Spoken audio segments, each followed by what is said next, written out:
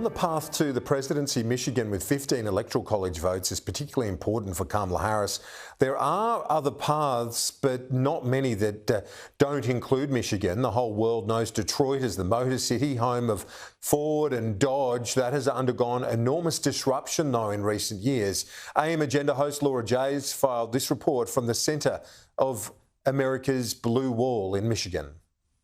Kamala Harris remains just ahead in Michigan. For her to get the presidency, this state of Michigan needs to stay blue. Without it, the path gets very difficult. There is a disproportionate amount of blue-collar, industrial, working-class voters here. They got Joe Biden across the line at the last election. But Kamala is not as popular with the unionists, and the war in Gaza has changed things here. They could see Democrats turn against her in their thousands.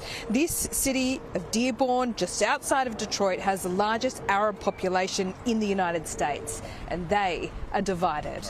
Once the war started, I will not be going up to vote with the mentality of business comes first, or my pockets come first, or margin of profits.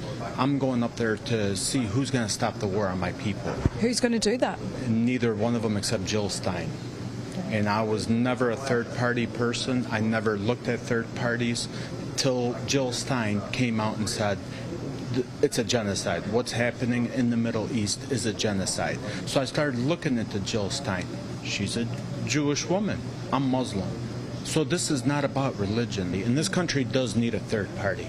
As I said, we used to try to pick a candidate.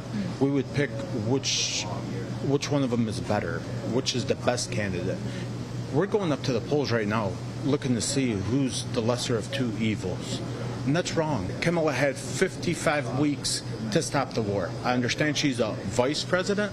It's like me being here a general manager of the restaurant and not the owner of the restaurant. If I'm a general manager and I can't control what's going on in the restaurant, how are people going to rely on me? Right now, it's my conscience. My conscience does not allow me to vote for anybody other than Jill Stein.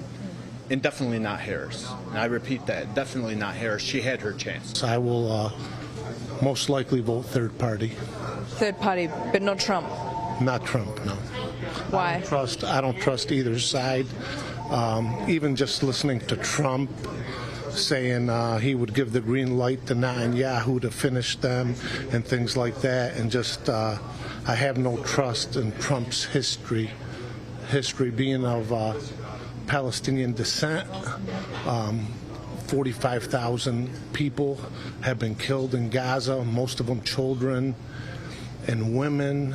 Something has to stop. It's really heartbreaking, and for us American taxpayers that have been here our whole lives, we feel like we've lost a voice. We're choosing the lesser of two evils. We all are. Everybody's going to go to the voting booth, hold their nose while they vote, and then go back home and take a shower because they're so, feel bad about what they just did. We're trying to help people with wars that we shouldn't be fighting and all that kind of stuff, and the same thing that's going on in the Middle East. I mean, they say what they want about the other guy.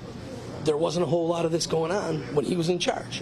So I don't know that that's because of him, but they sat down and they had some kind of agreement for a while, and that beats what we have going on right now. People getting killed all the time. So, I'm going to vote for Trump. I didn't vote for Trump both times, but I'm going to vote for him this time because I think a change is needed.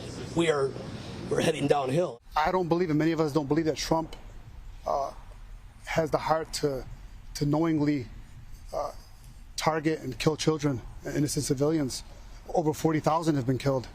So, this is like an urgent matter for us to get her out of office ASAP. For the Democrats, the organising and campaigning has been diminished where they need it the most here in Michigan, particularly in Dearborn. Some Democrats will not vote at all. And if it comes down to turnout, this brick in the blue wall could turn red and back to Trump. Not because he's pro-Palestine per se, but they believe, despite what he says, he would end the war in Gaza. Laura Jays, Sky News, Michigan.